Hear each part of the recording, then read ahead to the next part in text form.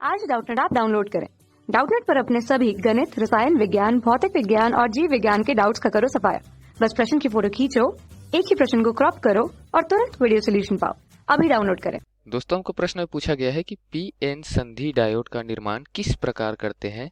संधि डायोड की उत्क्रम अभिनीति की प्रायोगिक व्यवस्था का नामांकित परिपथ बनाइए और समझाइए। उसके बाद अग्र और उत्क्रम अभिनीत में अभिनीति वोल्टता एवं धारा के मध्य संबंध स्थापित कीजिए या संबंध दीजिए। तो इसको समझने के लिए हम क्या करते हैं, सबसे पहले पीएन डायोड का निर्माण किस प्रकार करते हैं ये समझ लेते हैं। उसके लिए पीएन डायोड क्या होता है ये समझ लेते हैं हम। दोस्तों, पीएन डायोड का प्रतीकात्मक चिन्ह है। इसमें क्या करते हैं हम, इसके दो सिरे होते हैं जिसको संधि बोलते हैं। एक होता है पी संधि, एक होता है एन संधि। पी संधि को हम धनात्मक सिरे से तथा एन संधि को ऋणात्मक सिरे से अगर संपर्क करते हैं बैटरी के, तो धारा क्या है, धनात्मक से ऋणात्मक जाएगी, मतलब कुछ इस दिशा में धारा चलेगी। तो पीएन संधि उस दिशा में धारा जाने देता है अपने में से होकर, जब तक वो भंजक ना हो जाए।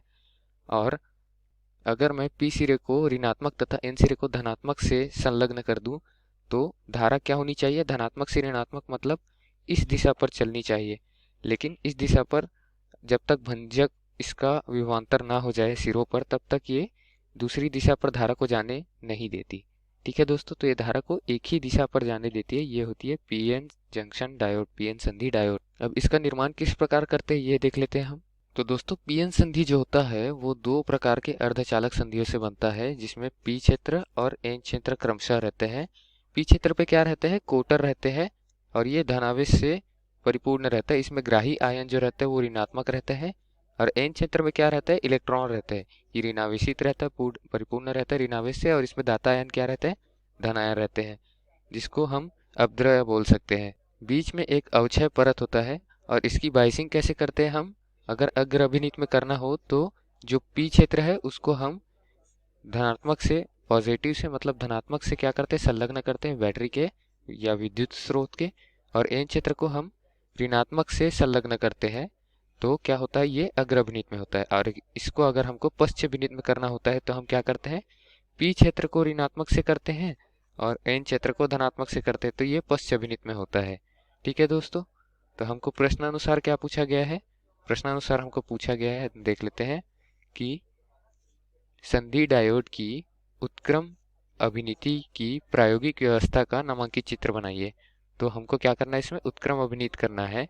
तो उसके लिए हम परिपथ बना लेते हैं। दोस्तों, मैंने पीएन संधि के लिए उत्क्रम अभिनीत के लिए परिपथ का नामांकित चित्र बनाया है, जिसमें नाम दिया मैंने, ये एक संधि है पी संधि और दूसरा संधि एन संधि। तो हम क्या उत्क्रम अभिनीत में क्या करते हैं, एन संधि के लिए निगेटिव में हम पॉजिटिव कनेक्ट कर देते हैं। हम धनात्मक सिरा जो है वो एन संधि से कनेक्ट करते हैं और ऋणात्मक सिरा उसका हम पी संधि से क्या करते हैं, संलग्न कर देते हैं। इससे क्या होता है, धारा तो हमेशा धनात्मक से ऋणात्मक की ओर जाएगी और इलेक्ट्रॉन ऋणात्मक से धनात्मक की ओर जाता है। लेकिन उत्क्रम अभिनीत में क्या होता है, जो ऋणात्मक रहता है वो क्या रहता है, इसमें ग्राही आयन रहते हैं और धनात्मक दाता आयन रहते हैं। ये हम पी क्षेत्र और एन क्षेत्र में क्रमशः देख सकते हैं। तो इस प्रकार क्या करते हैं, ऋणात्मक और ऋणात्मक एक दूसरे को प्रतिकर्षित और धनात्मक ऋणात्मक एक दूसरे को आकर्षित कर देते हैं। लेकिन इसमें कुछ अपद्रव्य होते हैं जो क्या करते हैं, इसमें भी धनात्मक बना के रखते हैं बीच में। तो वो क्या करते हैं, आकर्षित करते हैं। और ये कब क्रिया में आते हैं, जब इनमें हम एक ऊष्मा देते हैं। तो इसीलिए इसको क्या बोलते हैं, ऊष्मीय जनित कहते हैं। क्योंकि हम अगर ऊष्मा देंगे तो क्या होगा, ये जनित हो जाएगा और धारा को प्रवाह कराएगा, बिना ऊष्मा के नहीं कराएगा। ये क्या काम करेगा, ये पी क्षेत्र में जो इलेक्ट्रॉन उपस्थित है, वैसे तो पी क्षेत्र में कोटर जो रहते हैं वो बहुसंख्यक आवेश वाहक रहते हैं, लेकिन इलेक्ट्रॉन भी कुछ मात्रा में रहते हैं। तो वो पी क्षेत्र के इलेक्ट्रॉन, और एन क्षेत्र में भी कोटर रहते हैं कुछ अवस्था में, जिसको अपद्रव्य कहते हैं।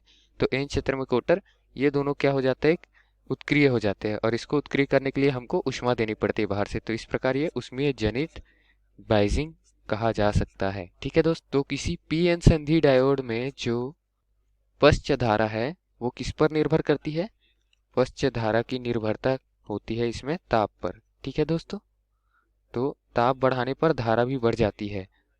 तो इसको मैं लिख लेता हूँ, पश्च धारा की निर्भरता किस पर निर्भर करती है, ताप पर निर्भर करती है। और ताप बढ़ाने पर पश्च धारा बढ़ जाती है, ताप घटाने पर ये पश्च धारा प्रवाहित ही नहीं करता। ठीक है दोस्तों, तो इस तरीके से हम पश्च बायस को समझ सकते हैं, पश्च अभिनीत को समझ सकते हैं। तो प्रश्न में हमको और क्या बोला है, अग्र एवं उत्क्रम अभिनीति में अभिनीति वोल्टता एवं धारा के मध्य संबंध स्थापित कीजिए। तो अग्र और उत्क्रम अभिनीत के लिए एक ही ग्राफ में बना सकते हैं हम लोग, अलग अलग ग्राफ बनता है वैसे तो, लेकिन मैं एक ही ग्राफ में बना के आपको समझा देता हूँ कि अग्र और उत्क्रम अभिनीत में धारा और वोल्टता के बीच मध्य क्या संबंध है। ठीक है, मैंने ग्राफ बना लिया है धारा और वोल्टता के बीच, और ये जो x और y अक्षांश है ये किसके लिए है, ये है अग्र अभिनीत के लिए। और पश्च अभिनीत के लिए क्या है, ऋणात्मक y और ऋणात्मक x अक्ष जो है वो है पश्च अभिनीत के लिए। तो पश्च वोल्टेज मैंने ऋणात्मक से दर्शाया है, ऋण 10 ऋण 8, और अग्र वोल्टेज मैंने धनात्मक वोल्टेज से दर्शाया है। धारा जो है वो किसी भी दिशा में धनात्मक नहीं या ऋणात्मक नहीं होती, धारा का मान जो है वो दिशा पर निर्भर करता है। तो क्या करेंगे, अग्र धारा के लिए हम बनाएंगे अग्र अभिनीत के लिए पीएन संधि के लिए धारा वोल्टता का संबंध। तो कुछ इस तरीके से होगा, जो बहने वाली धारा है प्रवाहित धारा, उसका मान जो है 0 से आगे बढ़ेगी और 0.3 वोल्ट तक एकदम धीरे धीरे आगे बढ़ेगी, लगभग 1 वोल्ट से नीचे रहेगी ये। उसके बाद 0.3 वोल्ट से आगे जाने पर ये क्या होगी, अचानक इसके मान में परिवर्तन आएगा और ये प्रवाहित धारा का मान जो है वो एक सरल रेखा की तरह बढ़ा देगी। कुछ इस तरीके से उसको समझ सकते हैं, जिसको अगर हम नीचे लाकर मिलाए तो कहाँ मिलेगी, ये आकर मिलेगी 0.3 तक।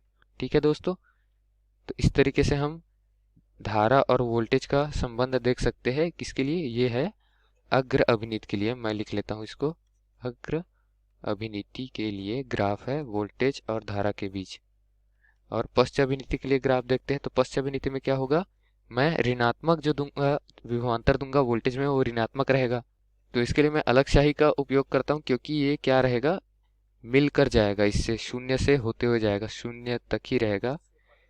तो कहाँ तक रहेगा, ये ऋण 8 ऋण 6 में थोड़ा सा ऊपर उठना चालू होगा, कुछ इस तरीके से। उससे पहले क्या रहेगा, ये धारा प्रवाहित जो रहेगी वो 0 रहेगी लगभग। ऋण 8 ऋण 10 वोल्टेज में क्या होगा, ऋण 8 के बाद ये उठना चालू होगा, मतलब धारा का मान बढ़ना चालू होगा 0 से 2 की ओर, ऐसा कुछ। और ये माइक्रो एम्पियर में है धारा, याद रखिएगा दोस्तों, एम्पियर में नहीं है।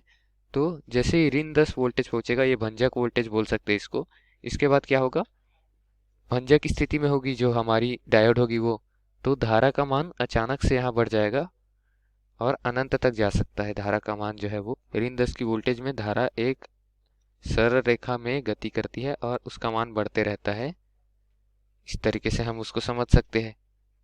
तो प्रश्नानुसार हमने अग्र एवं उत्क्रम अभिनीति में क्या अभिनीति वोल्टता और उसके धारा के मध्य संबंध स्थापित करने के लिए ग्राफ बना लिया है, और मैंने आपको ये समझा भी दिया है।